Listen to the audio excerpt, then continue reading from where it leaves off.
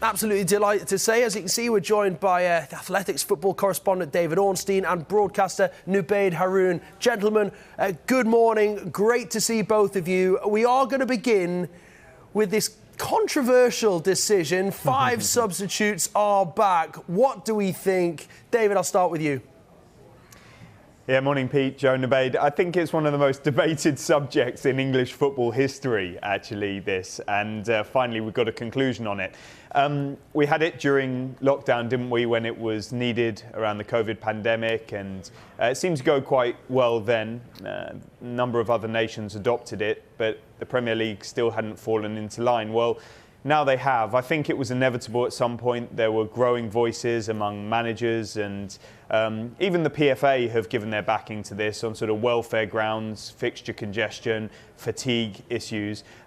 There's this concern about whether it's going to disadvantage the sort of so-called smaller teams, but they must have voted for it, at least 14 of them, to get it through at the Premier League. I think the controversy from speaking to people around this situation previously was the idea of bringing it in mid-season, and I think that may have been perceived as giving the bigger teams an unfair advantage, but it's going to come in from next season, so it's a bit less controversial in that sense. Everybody starts from a level playing field, and yeah, the debate is going to rage, but ultimately it's coming in, and I think overall it's not going to please everybody, but from the club's perspectives, they must be happy with it. Otherwise, we wouldn't be in this position.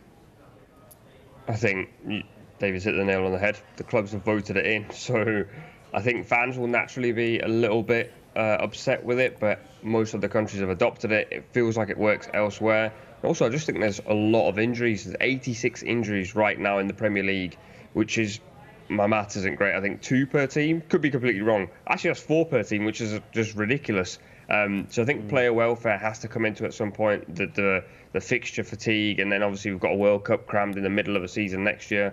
So I feel it's come at the right time. I personally felt it should have been in play this season. No, fair enough. I mean, we heard Ben Mee from Burnley say just before here that, it doesn't favour his club, Burnley, at all. But we know Guardiola and Klopp have been a big fan of it. You can kind of see the difference there, can't you? I mean, it does seem to favour the bigger teams, as you've both touched on. Yeah, I think most outspoken team in this has been Burnley, I think. Sean Dyche on a number of occasions has said it's something that's not needed. And, traditionally we've always had 3 substitutes and we haven't done too badly. There'll be substitutions on 3 occasions in this, plus a potential extra one at half-time. And it leads to the natural suspicion of, well, if Manchester City, Liverpool, Manchester United and Arsenal can have basically half an outfield team changed, upgraded, or similar quality, variety off the bench, their strength in depth, their financial resources will allow them to just steamroller teams that don't have that same level of choice from the depth of their squad. But they've now got a pre-season to prepare for it. It may lead to different decisions made in recruitment, departments around the country. And so-called lesser teams may see this as an opportunity themselves to call upon players that they couldn't previously. So there will be grumbles, I'm sure, but you've got to go back to that 14 votes. There must have been a majority, a significant one, that saw this through. Yeah, I mean, next season when this does come into play, and you have both touched on it already, but I just wonder when these teams that are lower down the table are looking at their fixtures, they're then coming up against your Liverpools, your Manchester City. It's another element where it makes it even more difficult for them, where they might already just go into the match thinking, well, this is one that we're not going to get 3 points out of. I mean, in my opinion, it really does not favour these smaller teams and just adds this other element that perhaps is unneeded, Nubaid. I don't actually think it's as easy as just throw 5 subs on, because someone like Pep Guardiola, for example, is so obsessed with the tactical side of the game, like every manager, but in particular Pep, that him making 5 changes I actually think is quite unlikely. I think it's actually just having an option of making 5 if you have multiple injuries or you've got a really big fixture pile-up, you want to bring players in and out of the side. I think it gives you an option to rotate. I don't think it's this automatic option that you can just throw players on. Burnley, as David said, are one of the clubs that were really unhappy with it.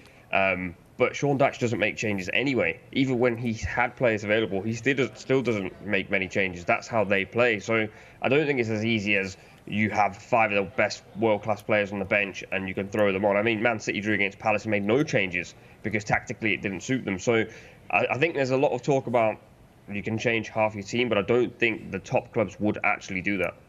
Yeah. Oh, who's going to be the first manager to do the quintuple substitution? I mean, that'll be an incredible moment. You're 2-0 down, make 5 changes in one. Just imagine. Yeah.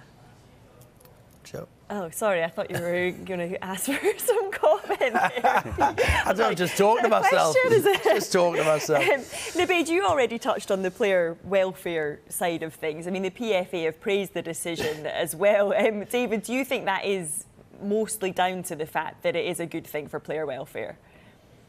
Yeah, I think so. And like the sort of strength of feeling from some of the biggest managers in the country. We saw Klopp and Guardiola talking again and again about it. The likes of Mikel Arteta added their voice to it. In the case of, I don't know, Manchester United, City, Liverpool, Chelsea, they've been in European competition. They've seen this fixture pile up. Arsenal, less so this season. They've not been in Europe. But that strain on those top teams has created quite a noise around this. I agree with what Nubaid said there in terms of many of these bigger teams haven't actually used their existing quota of substitutes. So that sort of is a bit of an argument against this. Although a Klopp and a Guardiola might say if we had the choice of 5, we may have acted differently. So let's see how it pans out.